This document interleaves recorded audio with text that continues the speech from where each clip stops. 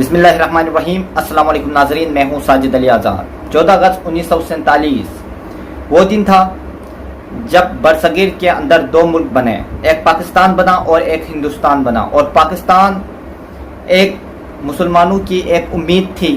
اور جس کے لیے انہوں نے جدوجہد کی، برصغیر کے اندر کئی تحریکیں چلائیں اور بالآخر قائد اعظم محمد علی جناح کی قیادت میں ہم نے پاکستان کو حاصل کیا۔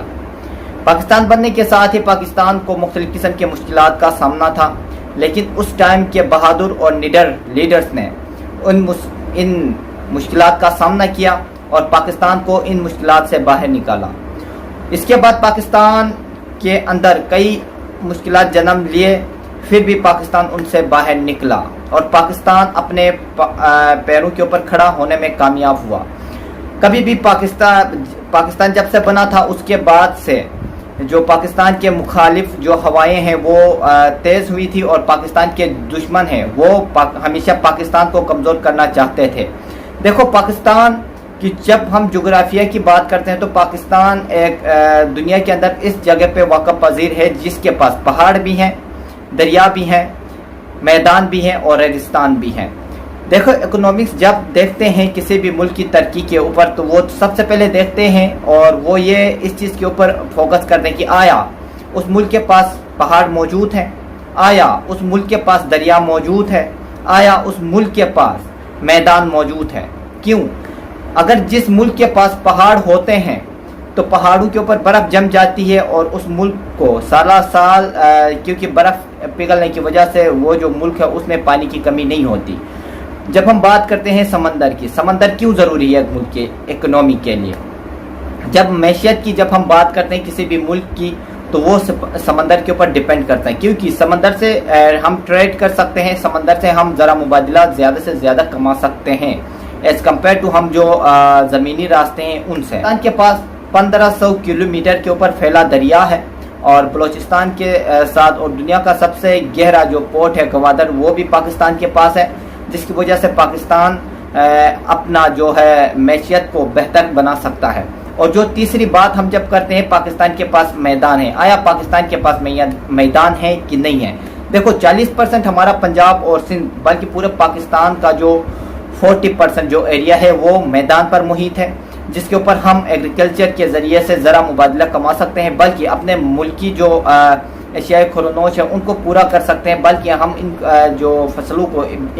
ایکسپورٹ کر کے ان سے بھی بھاری ذرا مبادلہ کما سکتے ہیں۔ رہی تیسری بات، کسی بھی ملک کے پاس جب ریگستان ہوتے ہیں، جب ڈیزرٹس ہوتے ہیں تو وہاں پہ مال مویشی زیادہ ہوتی ہے، جس کو بیچ کے، جس کے جو وول وغیرہ ہے اس کو ہم بیچ کے اس کے مد میں جو ہے ذرا مبادلہ کما سکتے ہیں۔ دیکھو، پاکستان ایک ایسا ملک ہے جس کے پاس یہ چاروں سہولیات موجود ہیں۔ دنیا کے جو 3 بڑے پہاڑی سلسلے ہیں، قراقرم، ہندوکش اور ہمالیہ، وہ پاکستان کے اندر موجود ہیں، اور اس کے علاوہ پاکستان کے اندر جب ہم میدانوں کی بات کریں تو پاکستان کا جو 40% جو رقبہ ہے وہ میدانوں پر محیط ہے، اور جس کے جو ایک زرخیز زمین ہے جس کے اندر ہم 3 سے لے کے 4 تک 4 قسم کی فصلیں جو کہ ایک سال کے اندر ہم کاشت کر سکتے ہیں۔ لیکن پاکستان کے لیے آگے جو مشکلات جو ہیں وہ یہ ہے کہ پاکستان کے پاس انرجی کے ریسورسز بہت کم ہیں۔ رہی دوسری بات سمندر کی، تو پاکستان کے پاس سب سے گہرا دنیا کا سمندر موجود ہے، گوادر پورٹ، اور جس کی وجہ سے پاکستان ایزیلی جو امپورٹ ایکسپورٹ کر سکتا ہے سمندری راستوں سے، اور جس کی وجہ سے پاکستان زیادہ سے زیادہ دنیا میں ترقی حاصل کر سکتا ہے۔ تیسری بات رہی ریگستانوں کی، ہمارا تھل ہے چولستان کے، اور بلوچستان میں کئی بڑے ریگستان ہیں جن میں ہمارے جو خانہ بدوش ہیں وہ مال مویشی پالتے ہیں، اور جس کی مد میں زیادہ پاکستان کو زیادہ سے زیادہ جو ہے ذرا مبادلہ کا باعث بنتا ہے۔ لیکن یاد رہے کہ 14 اگست 1947 میں جب ہم آزاد ہوئے تھے اس سے لے کے ابھی تک پاکستان کو جو بیسک جو پرابلمز جن کو ہم فیس کرتے آئے ہیں وہ یہ ہے کہ پاکستان کے اندر جو کہ ایجوکیشن کا فقدان ہے، پاکستان ہمارا جو تعلیمی نظام ہے وہ ہمارے نظریوں کا برعکس ہے، کیونکہ ہمارا جو نظریہ ہے وہ نظریہ اسلام ہے، اور ہم اپنے نظریے کے تحت ہی دنیا کے اندر ایک سرخرو اور ایک آزاد قوم بن سکتے ہیں۔ یاد رہے، دنیا کے اندر جتنے بھی اقوام نے ترقی حاصل کیے انہوں نے اپنی مادری زبان کے اندر جو ریسرچ وغیرہ علوم حاصل کر کے ہی کی ہے، لیکن بدقسمتی یہ ہے کہ پاکستان اور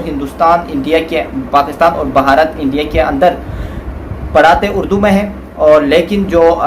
پیپر ہوتے ہیں وہ انگلش میں ہوتے ہیں، جس کی وجہ سے ایک بہت بڑا یہ پرابلم جو کہ ایک بہت بڑا مسئلہ ہے تعلیمی میدان کے لحاظ سے جب ہم بات کرتے ہیں، تو پورے پاکستان میں بلکہ پورے برصغیر کے اندر جب انگریز چلے گئے تو انہوں نے ہمارے اپنے جو کلچرز ہے وہ بھی اپنے ساتھ لے کے گئے ہیں، کیونکہ ہم جو انگریزی بولتے ہیں ان کو زیادہ ترجیح دیتے ہیں۔ ہماری سوسائٹی جس طرح کی آج کل بنی ہوئی ہے، اور اس کی وجہ یہ ہے کہ یہ ہم زیادہ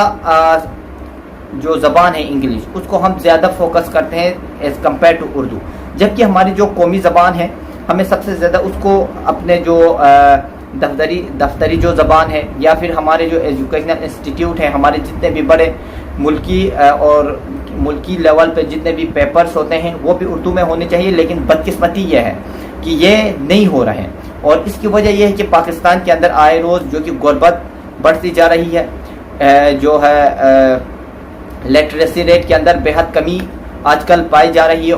اور ایک اس سے بڑھ کے جو ہے پاکستان کو کافی مشکلات کا سامنا ہے، اور ان مشکلات کا حل سب سے پہلے یہ ہے کہ پاکستان کی اکنومی کے لیے، پاکستان کے لیے تعلیم کے اوپر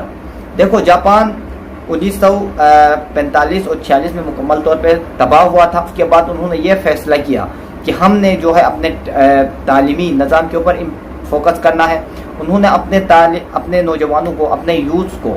جو کہ ہنرمند بنایا، انہوں نے تعلیم دی، جس کی وجہ سے آج جاپان کا شمار دنیا کے ترقی یافتہ ممالک میں ہوتا ہے۔ بدقسمتی سے جب ہم بات کرتے ہیں پاکستان کی، تو یہاں پہ صرف 2.3% جی ڈی پی جو کہ 100% سے تعلیم کے اوپر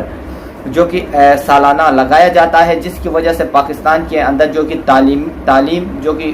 عام جو تعلیم ہے وہ نہ ہونے کے برابر ہے، اور پاکستان کے اندر جو لٹریسی ریٹ ہے وہ بالکل ہی بہت کم ہے،